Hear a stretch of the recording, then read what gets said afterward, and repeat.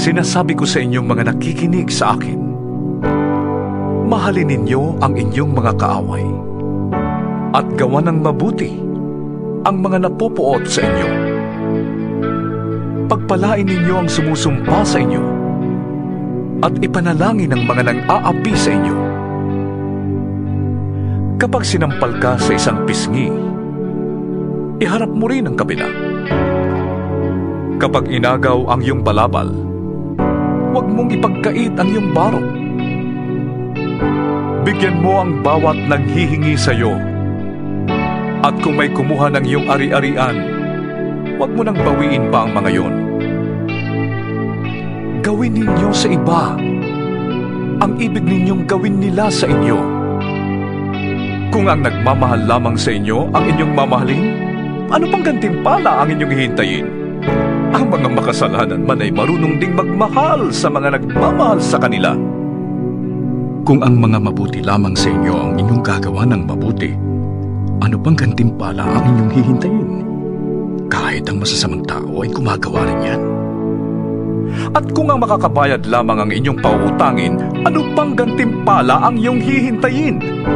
Kahit ang masasamang tao ay nagpapautang din sa kapwa nila masama sa pag-asang sila'y babayaran. Mahalin ninyo ang inyong mga kaaway at gumawa kayo ng mabuti. Magpautang kayo nang hindi umaasang kayo'y babayaran. Sa gayon, malaking gantimpala ang tatamuhin ninyo at kayo'y magiging mga anak ng kataas-taasang Diyos, sapagkat siya'y mabuti kahit sa masasama at sa mga hindi marunong tumanaw ng utang na loob. Maging mahabagin kayo na gaya ng inyong ama. Huwag kayong humatol at hindi kayo hahatulan. Huwag kayong magparusa at hindi kayo parurusahan ng Diyos. Patawarin ninyo ang inyong kapwa at kayo patatawarin din ng Diyos. Magbigay kayo at kayo bibigyan ng Diyos. Hustong takal, siksik, liglig at umaapaw pa ang ibibigay sa inyo. Sapagkat ang panukat na ginagamit ninyo sa iba ay siya ring gagamitin ng Diyos sa inyo. Maaari kayang mag-akay ang bulag ng kapwa bulag. Pareho silang mahuhulog sa hukay kapag ginawa nila ang ganon. Walang alagad na nakakahigit sa kanyang guro.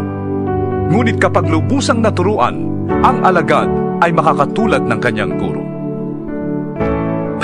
Bakit mo napapansin ang puwing ng iyong kapatid? Ngunit hindi mo nakikita ang troso sa iyong mata. Paano mong masasabi sa iyong kapatid, "Kapatid, hayaan mong alisin ko ang iyong puwing," gayong hindi mo nakikita ang trosong nasa iyong mata? Mapagkunwari. Alisin mo muna ang troso sa iyong mata nang makakita kang mabuti. Sa gayon, maalis mo na ang puwing ng iyong kapatid.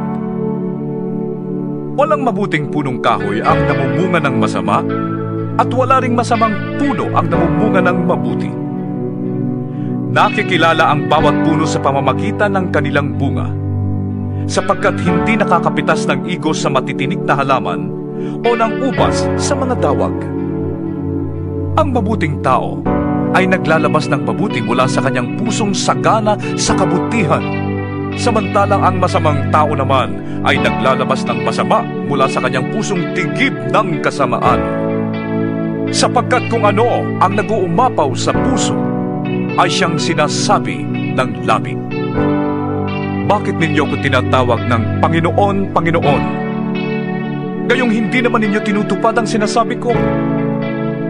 Sasabihin ko sa inyo kung ano ang katulad ng taong lumalapit sa akin, nakikinig ng aking mga salita, at nagsasagawa ng mga ito. Ang katulad niya ay isang taong humukay ng malalim at nagtayo ng bahay sa pundasyong bato. Nang bumaha at bumugso ang tubig sa bahay na yon, hindi na tinag ang bahay na itinayo, sapagkat matibay ang pagkakatayo nito. Ngunit ang nakikinig naman ng aking mga salita at hindi tumutupad nito ay katulad ng isang taong nagtayo ng bahay ng walang pundasyon. Nang bumaha at bumugso ang tubig sa bahay na yon, ito ay kaagad bumagsak at lubusang nawasak.